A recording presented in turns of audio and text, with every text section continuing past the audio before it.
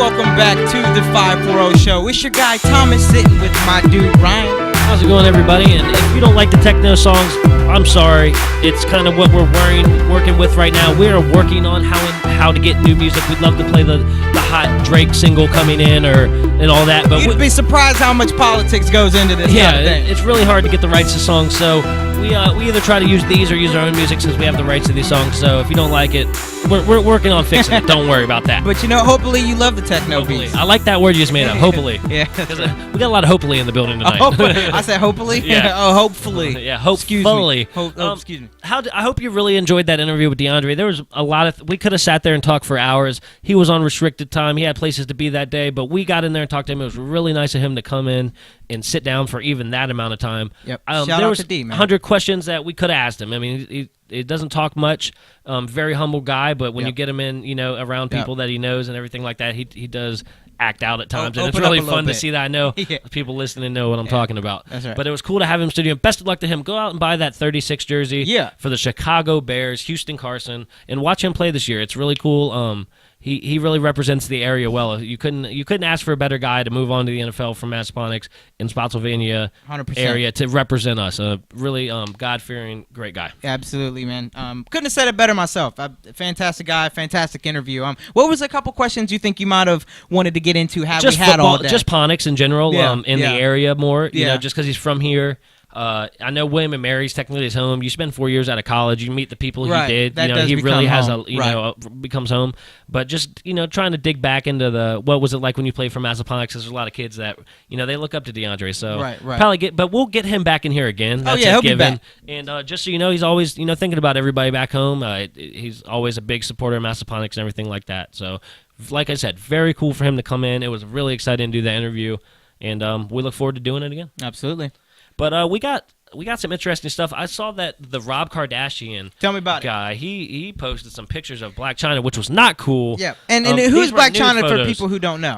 I'm pretty sure she's just famous through Instagram. Just shows you what I know about her. But that's not cool. Don't post nude pictures of anybody that isn't you online. Yeah, bad bit. That's simple. Terrible bit. But they're gonna fight it out in court.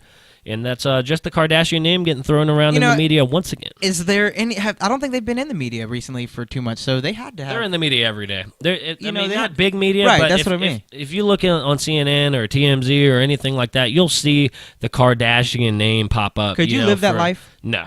Not even for a week? No. What about for $100 million? Would you take that life?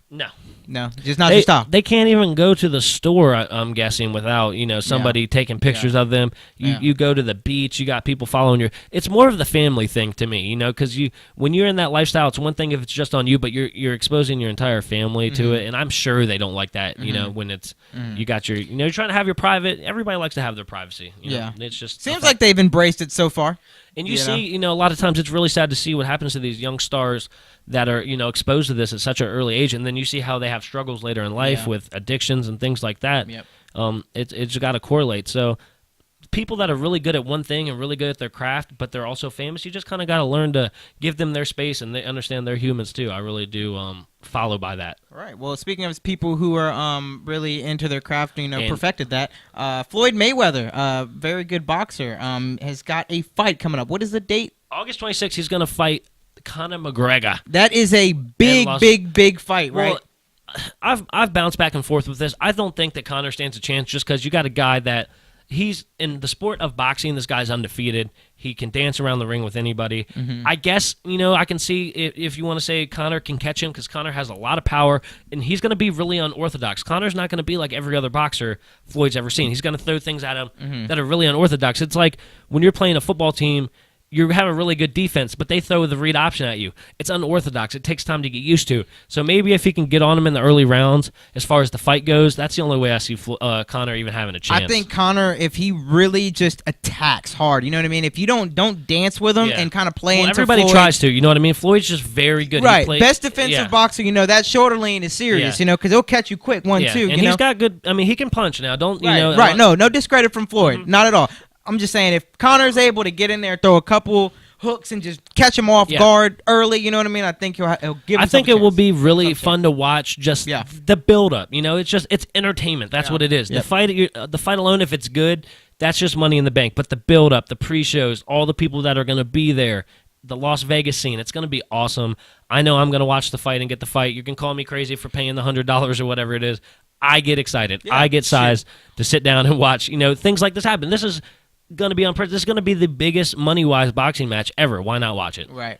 I'm going to contribute to that. They took some of my money. Well, that's fine. I mean, the only bad thing is when it ends in the first or second round. That's when it's I don't see annoying, it doing that. I don't see it doing that unless, like I said, either. Conor hits him with a left for some reason that he doesn't dodge and it knocks him over. Wouldn't this be crazy? But Floyd's never been knocked out or knocked down. Right. That's what I'm saying. Wouldn't it be crazy if this is the fight? I'm going to show you a promo after this. It's a very, very well put together. It got me super excited for the fight. Did it come out recently or a little while ago? I don't know. I don't know when it came out. I saw it today. It's probably like 5 minutes long. 4 minutes. I've seen it. It's really awesome. A bunch of different songs in it. Yeah. Oh yeah. It's That called thing's the tight. $180 million dance. Woo. Didn't know the name of it, but that's cool. But hey, speaking of money, it does say the IRS says Floyd Mayweather still owes $22.2 million in taxes from 2015, the year he earned his biggest payday with a blockbuster fight with Manny Pacquiao.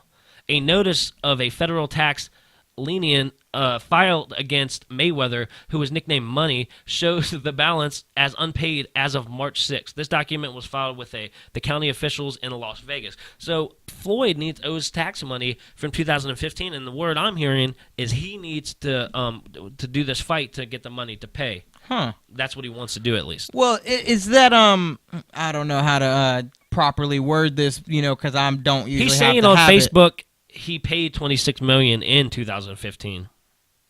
So he's saying it's a lie. And he's saying he should have been notified much sooner for any discrepancies like they're saying. So, I don't know. It's crazy that, I've always thought of Floyd Mayweather as having so much money he's untouchable. That goes to show you the IRS ain't something to mess around with. Oh, yeah. The government doesn't play around with their funds. Don't play with that. You pay your taxes. That's just the way it goes. But August 26th, that fight is going down. If you have any thoughts about the fight or you even want to get in here and talk about it, Danny Benedetto, that's you.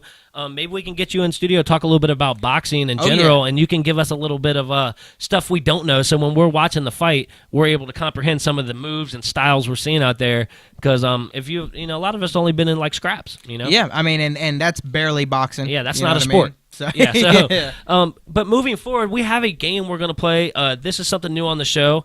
Thomas, I think, has queued up some movie sound bites. Yep. And I don't watch a lot of movies, and I always get on Thomas about spelling, the way he says things. Well, you know where he gets me? He's seen a lot of great movies that I've never seen, and that's my downfall in life. I haven't seen a lot of good movies. So he's going to play some sound bites from movies, and I'm going to see if I can guess the movie. Right. Okay, perfect, man.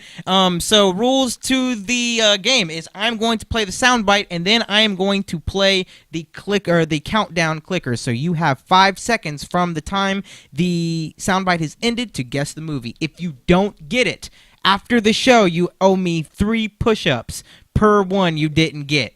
I hope I can do 3 push-ups, but let's do this. Let's get it. Number 1.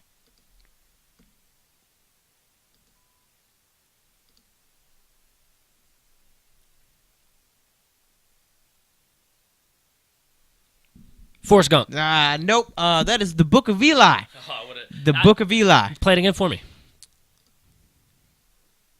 That does sound like Denzel now that I've heard it another time. That is Denzel. Okay, I'm ready. Now I'm warmed up. That's all it took. I'm warmed up now. Give me another famous movie or whatever you got over there. And go. I've seen that movie. That is Castaway with Tom Hanks, and he's yelling at the volleyball. I know exactly. Nice. Everybody play that again. That is hilarious every time. That volleyball's floating out to sea right now, and he is super sad about that. Nice. All right, give me one more. One more? Okay. If everybody knows this one.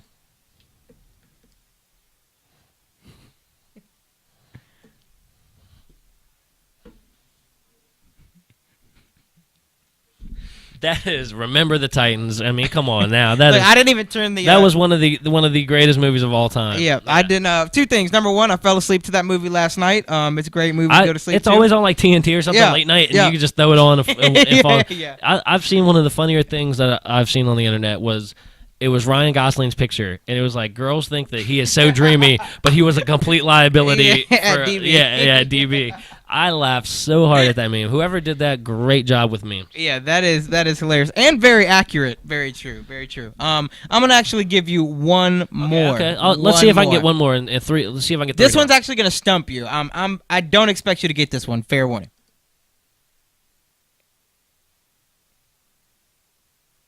Blue people. Avatar. Yep. The only movie. Only with way. blue people. Only it was way. either that or Smurfs. Only way I would have got that if you were saying blue people. That's the only way I would have got that. Yeah, I don't think I've ever seen Avatar. What? Yeah, I know it's the blue people. Jeez, Ryan, you're stumping me right now. I really haven't seen in the Avatar. middle of the What do episode. you want me to say? I want you to come to my house as soon as we turn these microphones off. Get on the DVR and start watching After I do Avatar. my 3 push-ups. After you do your 3 push-ups. It should triple now that you haven't watched Avatar. Jeez. Yeah. But hey, everybody, we're going to go ahead and get out of here and watch some Avatar. Please come out to our grand opening at Fast Track Studios, 620 Kenmore Avenue, this Saturday. That is tomorrow, July 15th, from noon to 6. We will be here. Come in and play some games, do all that fun stuff. I'm going to kick it over to my guy, Thomas, for all the residuals and everything else you need to know.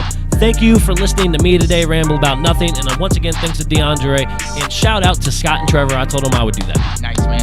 All right, so make sure that you guys are listening to us at youtube.com/The540 Show. We've got a super silly new website, FastTrackStudiosLLC.com. That's our new central hub. You can book your sessions, buy our merchandise, buy music. Anything that you want to do, you can find out what we're going to be up to on the 540 Show, all kind of event calendars. We got a brand new app that's coming out for you guys. You can also listen to the full audio on SoundCloud.com. One more thing, Ryan. Also, make sure you grab Above the Law and Under the Influence on iTunes. That is my man's project, T-Flow. Go ahead and grab that. Yeah, man. So, hey, it's your boy Thomas in here with my guy, Ryan. See y'all. We out of here.